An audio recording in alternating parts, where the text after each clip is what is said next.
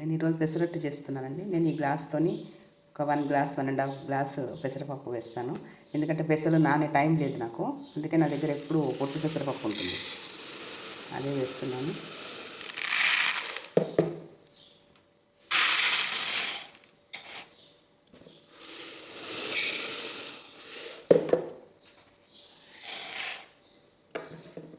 And half glass, అలాగే 4 బియ్యం గింజలు వేస్తున్నాను చూడండి.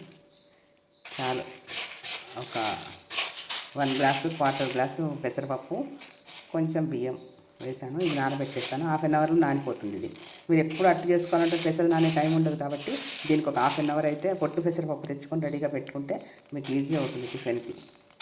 ఇది నానబెట్టుకుందాం. ఇప్పుడు కడిగేసి ఇలా నీళ్ళు పోసి నానబెట్టేసేయండి. ఒక అరగంట గంట మీ ఇష్టం. కొంచెం కచ్చాపచ్చా ఉన్నా కూడా దోశ వేసుకోవచ్చు, బాగానే ఉంటుంది. టైం లేకపోతే పిల్లలకు వీళ్ళందరికీ ఆఫీస్లోకి వెళ్ళే వాళ్ళకి చాలా తొందరగా అయిపోతుంది ఇది.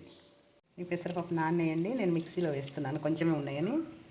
అల్లం ముక్కలు, పచ్చిమిరపకాయలు వేస్తున్నాను. మనం దోశలు వేసుకునే ముందు, అట్టు వేసుకునే ముందు అప్పుడు సాల్ట్ వేసుకోవాలి.